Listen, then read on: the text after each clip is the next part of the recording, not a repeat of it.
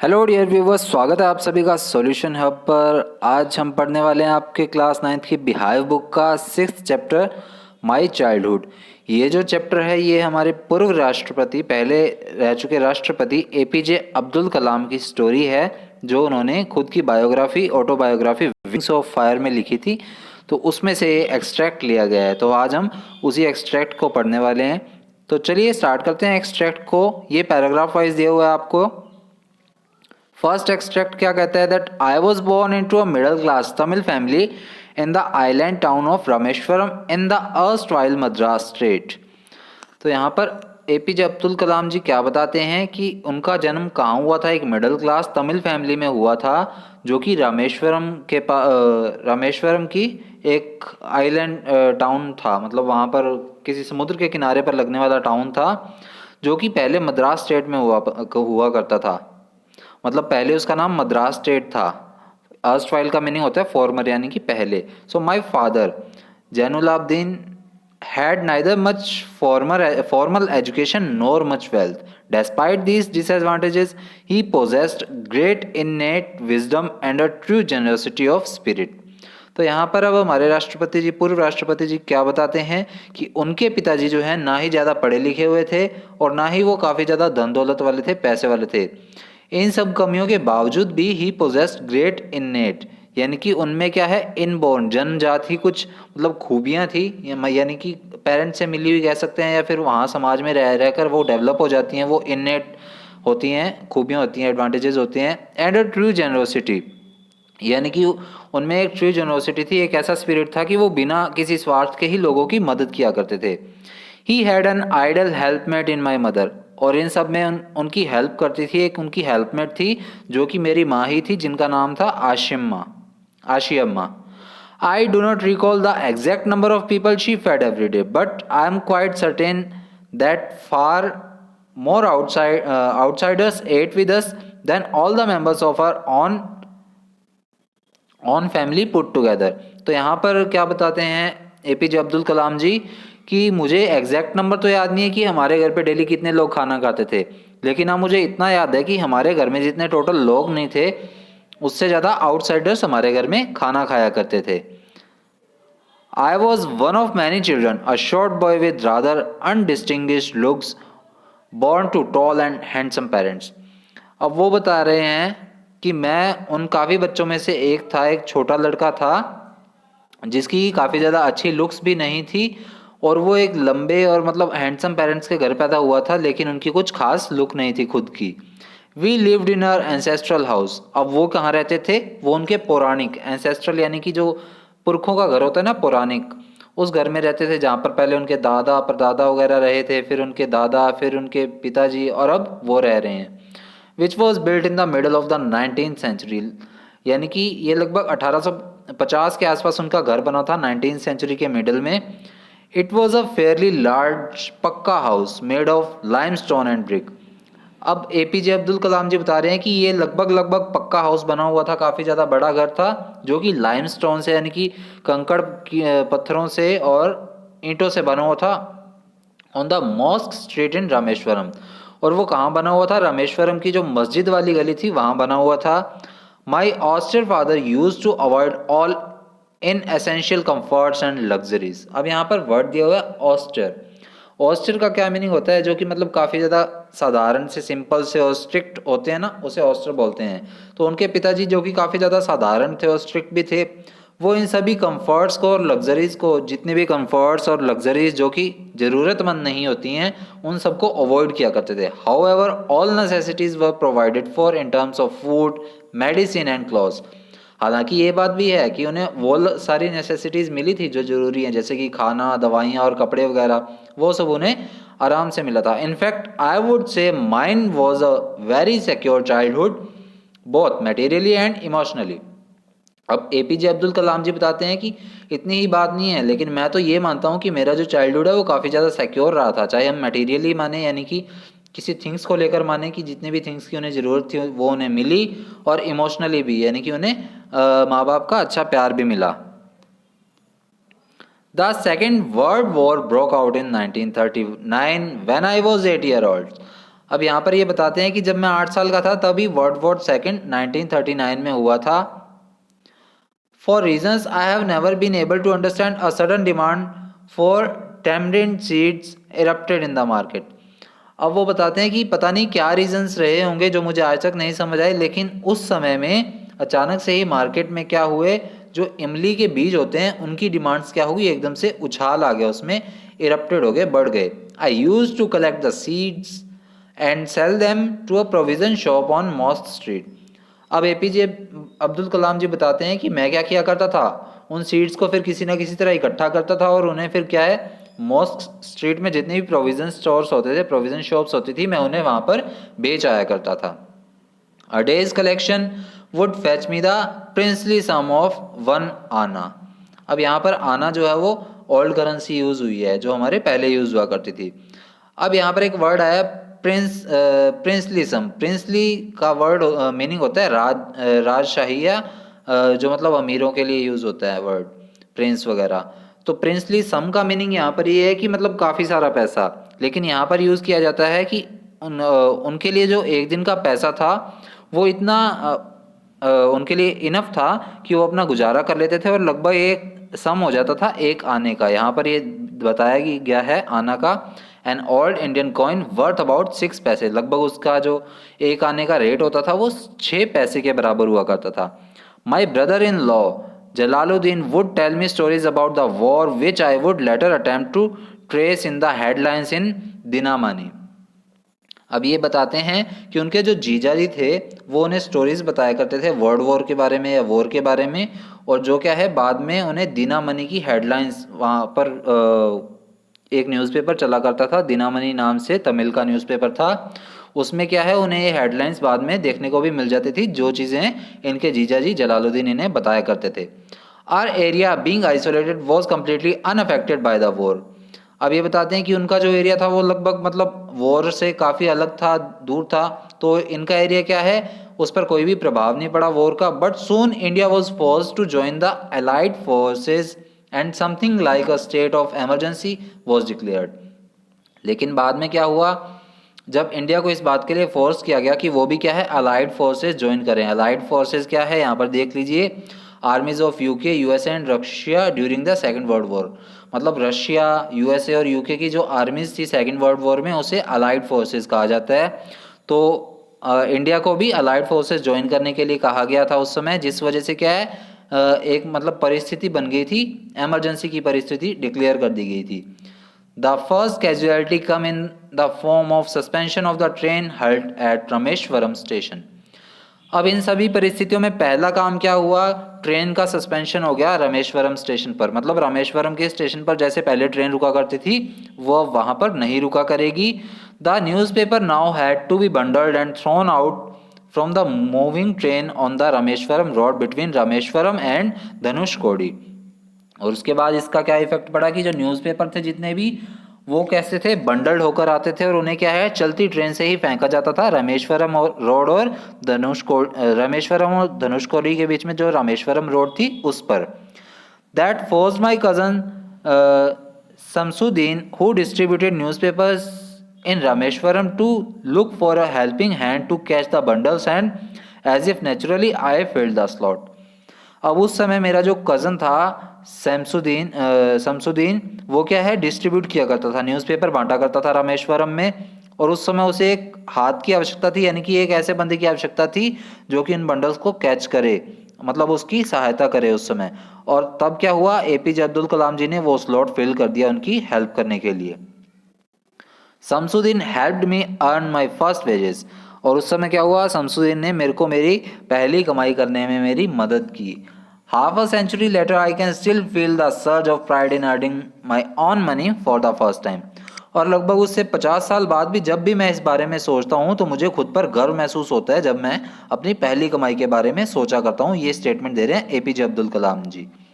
Every child is born with some inherited characteristics into a specific socio-economic and emotional environment and trained in a certain ways by figures of authority. अब यहाँ पर ये बता रहे हैं कि हर एक जो बच्चा होता है वो कुछ ना कुछ अपने मतलब इनहेरिट करता है, विशेषताएं होती हैं, यानी कि उनमें इनबॉर्न विशेषता भी होती है किसी ना किसी पर्सन में, यानी कि जन्मजात होती हैं जो उसके पेरेंट्स से मिली होती हैं। कुछ वो जन्म लेने के बाद अपनी सोशल थिंग्स से सीखता है, यानी कि आसपास के वातावरण से, एनवायरनमेंट से सीखता है किसी ना किसी तरह, चाहे वो सोशली हो, इमोशनली हो, इकोनॉमिकली हो, किसी भी तरह की है वो उसे कैरेक्टरिस्टिक उसके अंदर आ ही जाती हैं। I inherited honesty and self-discipline from my father. From my mother, I inherited faith in goodness and deep kindness, and so did my three brothers and sisters. अब ये बताते हैं कि मैंने अपने पिताजी से क्या क्या ग्रहण किया था, इनहेरिट किया था।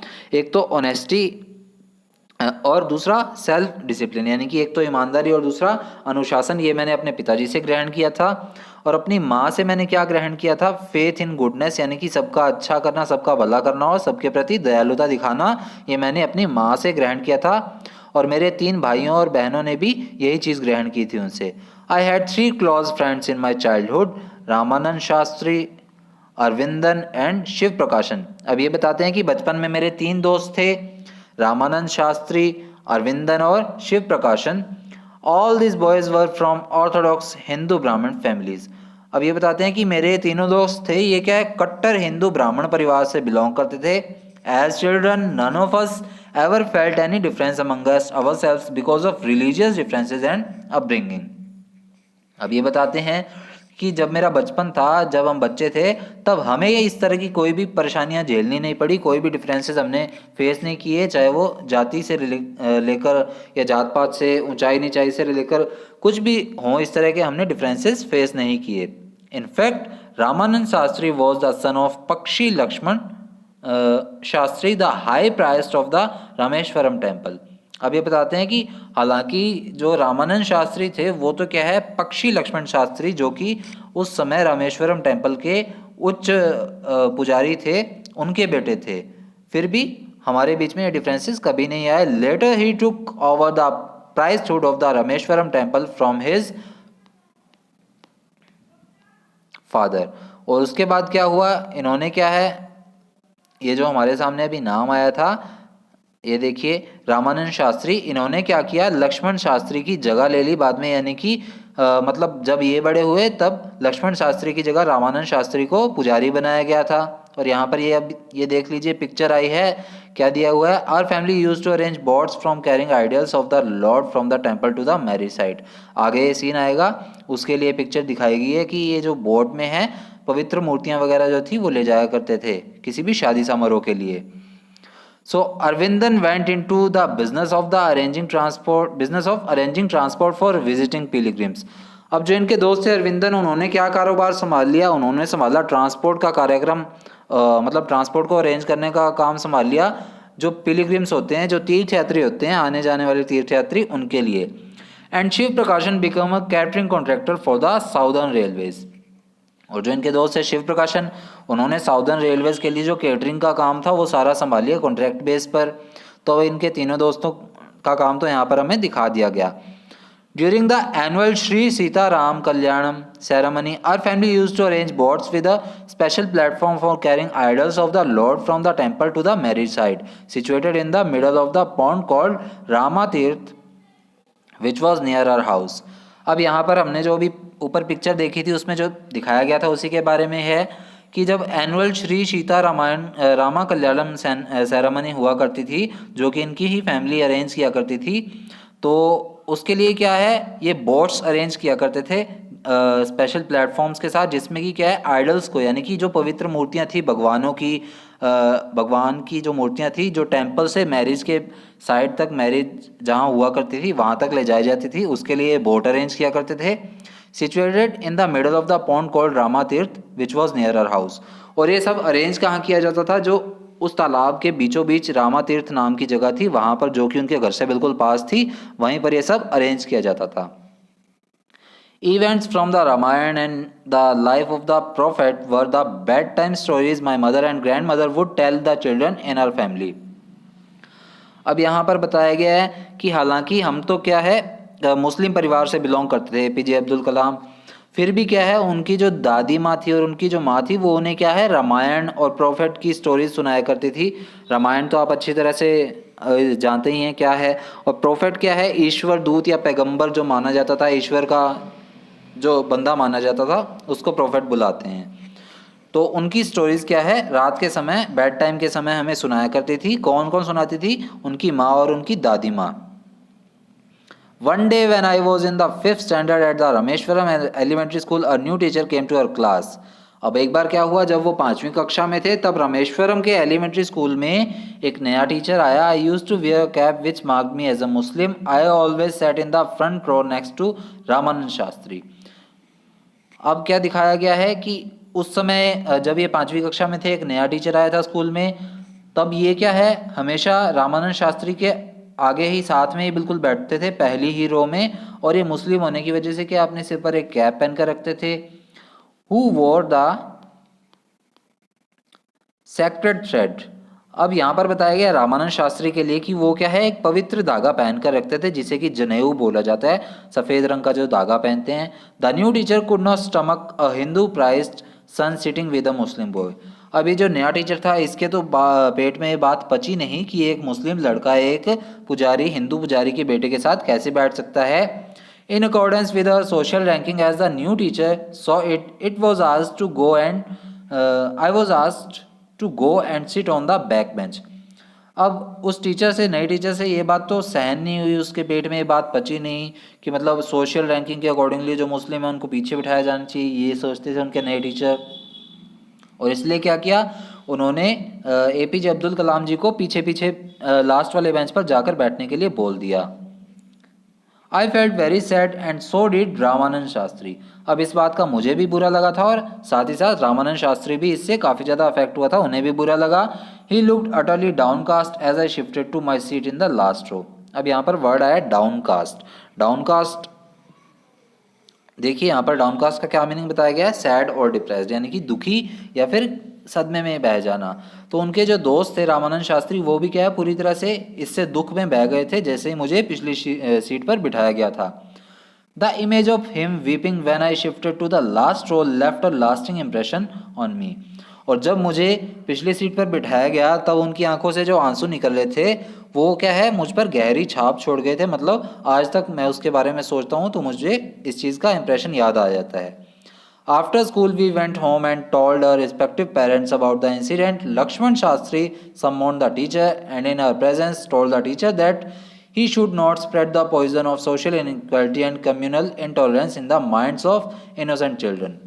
अब स्कूल के बाद जब हम घर गए और हमने ये सारा इंसिडेंट क्या है अपने पेरेंट्स को बताया, तो लक्ष्मण शास्त्री जो कि रामानंद शास्त्री के पिताजी थे, उन्होंने क्या है उस टीचर को बुलाया अपने पास और हमारी प्रेजेंस में ही क्या है उस टीचर को क्या बोला कि बच्चों के दिमाग में सभी बातें मत घोलिए, बच्चों के दिमाग में सोशल इनइक्वालिटी का जहर मत डालिए और ना ही कम्युनल इंटॉलरेंस कीजिए, यानी कि मतलब मुंह से ही कटाक्ष वर्ण ना बोलिए उनके लिए, जाति को लेकर इन इनोसेंट बच्चों के सामने। He bluntly asked the teacher to either apologize or quit the school and the island.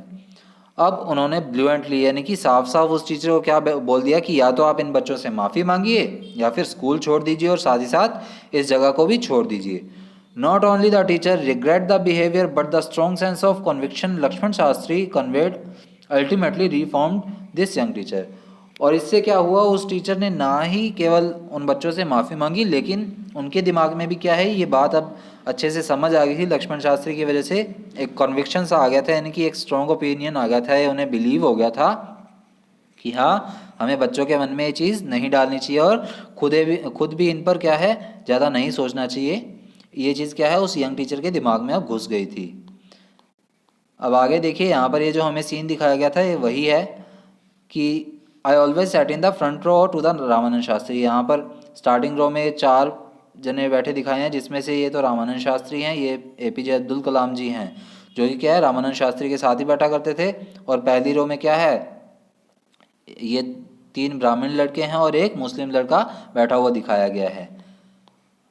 On the whole the small society of Rameswaram was very rigid in terms of segregation of different social groups.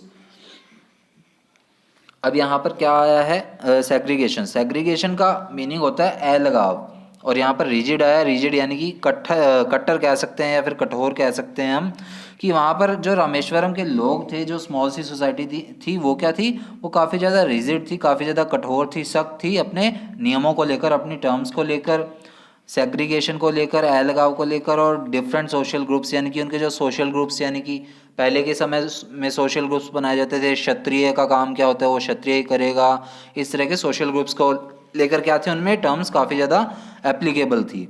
How ever my science teachers Shiva Subramaniam Iyer, though an orthodox Brahmin with a very conservative wife, was something of a rebel. अब यहाँ पर बताते हैं कि हालांकि मेरे जो science के टीचर थे शिव सुब्रमण्यम अय्यर, वो खुद तो क्या थे, एक कट्टर ब्राह्मण थे, मतलब वो ब्राह्मण थे एक, और उनकी एक वाइफ भी थी, कंजर्वेटिव वाइफ थी, यानी कि काफ़ी ज़्यादा रूढ़िवादी वाइफ थी उनकी, जो कि मतलब परंपराओं को लेकर ही चलती रहती थी हमेशा। वो समथिंग ऑफ ए रेबल, हालांकि वो तो इतना नहीं सोचते थे इन बारे में, लेकिन उनकी जो वाइफ थी वो क्या थी, एक रेबल थी, इन चीज़ों का विद्रोह करती थी। He did his best to break social barriers so that people from varying backgrounds could mingle easily. अब यहाँ पर बताते हैं कि उनके जो साइंस के टीचर थे शिव सुब्रमण्यम अय्यर, वो तो क्या है, इन सभी सोशल बैरियर्स को ब्रेक करना चाहते थे, तोड़ना चाहते थे अपने अकॉर्डिंगली, किसी ना किसी तरह से ही, ताकि क्या है, जो वेरिंग अलग अलग बैकग्राउंड के लोग हैं वो इसमें क्या है, सभी जगह ढल सकें। He used to spend hours with me and would say, Kalam, I want you to develop so that you are on par with the highly educated people of big cities. अब वो क्या है, अपने दिन के काफ़ी घंटे मेरे साथ बिताया करते थे। ये कलाम जी अपने टीचर के लिए बोल रहे हैं कि वो अपने दिन के काफ़ी घंटे मेरे साथ बिताया करते थे और मुझे बोलते थे कि कलाम, मैं तुम्हें इस तरह से डेवलप करना चाहता हूँ कि तुम बड़े बड़े शहरों के बड़े बड़े लोगों के साथ, एजुकेटेड पीपल्स के साथ बढ़ो और उनके साथ रहना सीखो।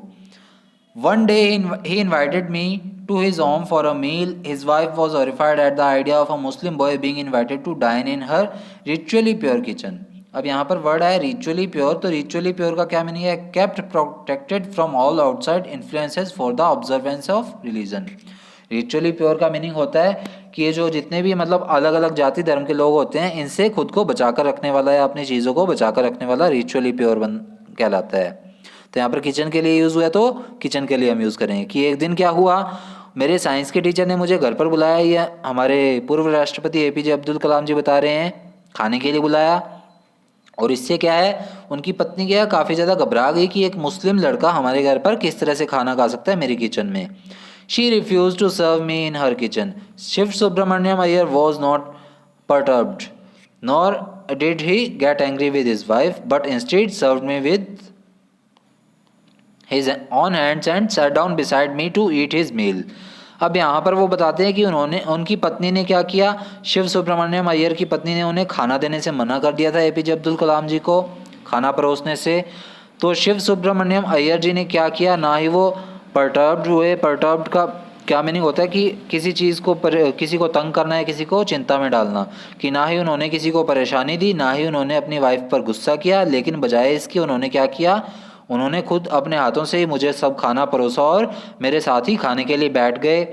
His wife watch just from behind the kitchen door, और ये सब क्या है, उनकी पत्नी किचन के डोर से देखते रही। I wondered whether she had observed any differences in the way I ate rice, drank water or clean the floor after the meal. अब मुझे ऐसा लग रहा था कि क्या उनकी वाइफ को कुछ ऐसा अलग लग रहा है कि मेरे खाने का तरीका अलग है, मेरे चावल खाने का तरीका कुछ अलग है, या मेरे पानी पीने का तरीका अलग है, या फिर खाना खाने के बाद जो मैं अपना फ्लोर साफ करता हूँ उसका तरीका मेरा बाकियों से अलग है। When I was leaving his house, Shiv Subramaniam Iyer invited me to join him for dinner again the next weekend.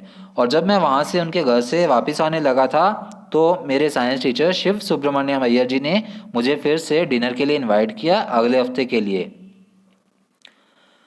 Observing my hesitation, he told me not to get upset, saying, "Once you decide to change the system, such problems have to be confronted." और मेरी चिंता को देखते हुए उन्होंने मुझे ये बात बोली कि तुम्हें ये सब सोचकर चिंता करने की ज़रूरत नहीं है, जब तुम एक बार सिस्टम को चेंज कर दोगे तो इस तरह की चीज़ें जो है वो अपने आप ही पीछे होती जाएंगी। When I visited the house the next week, Shiv Subramanyam Iyer's wife took me inside the kitchen and serve me food with her own hands.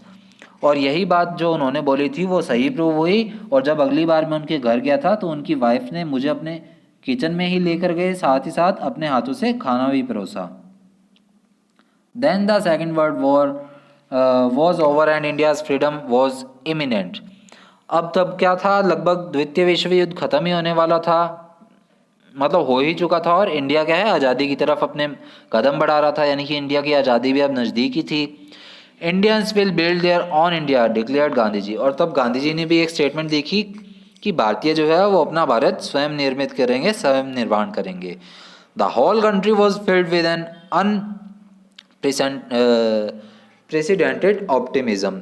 और इससे क्या है, पूरा का पूरा इंडिया जो था एक अभूतपूर्व, यानी कि जो आज तक पहले नहीं हुआ था, उस तरह की ऊर्जा दिखा रहा था, उस तरह की आशा दिखा रहा था। पूरा का पूरा देश इकट्ठा हो गया था एकदम से इस तरह से, और मतलब एक नए इंडिया की खोज कर रहे थे, या फिर एक नए इंडिया को जगा रहे थे, ये कह सकते हैं हम।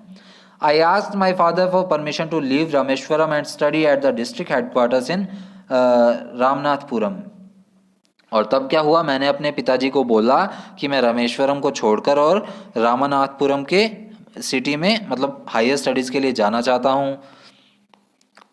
अब यहाँ पर ये देख लीजिए, यहाँ पर जो हमने अभी सीन पढ़ा था, तो ये शिव सुब्रमण्यम अय्यर जी बैठे हैं, ये एपीजे अब्दुल कलाम जी बैठे हैं, और ये उनकी वाइफ फिर उन्हें खाना परोस रही हैं। So he told me as if thinking aloud, Abul I know you have to go away to grow, does the seagull not fly across the sun alone and without a nest. तब उनके पिताजी ने क्या बोला था, एपीजे अब्दुल कलाम के पिताजी ने, एपीजे अब्दुल कलाम जी के पिताजी ने, कि मैं जानता हूँ कि तुम ऊंचा ऊंचा सोच रहे हो। किस तरह से सोच रहे हो, अबुल, वो उन्हें अबुल बुलाया करते थे। I know you have to go away to grow, मैं जानता हूँ कि तुम खुद को ग्रो करने के लिए बाहर जाना चाहते हो, हमसे दूर जाना चाहते हो। क्या एक सीगल होता है वो सन की तरफ ऊंचाई में नहीं उड़ता? क्या वो अकेला नहीं उड़ता या अपनी नेस्ट को नहीं छोड़ता? अब ये उसके पिताजी क्या है, उनके पिताजी एक एग्जाम्पल दे रहे हैं। He quoted Khalil Gibran to my hesitant mother, your children are not your children. They are the sons and daughters of life's longing for itself. They come through you, but not from you. You may give them your love, but not your thoughts, for they have their own thoughts. और वो क्या है, अपनी पत्नी को फिर एक खलील गिब्रन की एक पोएम से या एक कोट से समझाते हैं कि आपके बच्चे जो हैं वो आपके बच्चे नहीं हैं। आपके बच्चे जो हैं वो इस ज़िंदगी के लिए पैदा हुए हैं, चाहे आपने अपनी कोख से उन्हें जन्म दिया हो, लेकिन क्या है, आप अपना प्यार तो उन्हें दे सकते हैं लेकिन अपने थॉट्स नहीं दे सकते, क्योंकि उनके खुद के भी थॉट्स होते हैं। इसी के साथ हमारी स्टोरी पूरी हुई है। ये देख लीजिए, एपीजे अब्दुल कलाम जी के एक विंग्स ऑफ फायर की ऑटोग्राफी थी इनकी, वहाँ से एक एक्सट्रैक्ट लिया गया है। तो मिलते हैं नेक्स्ट वीडियो में इसके क्वेश्चन आंसर्स के साथ। Thank you.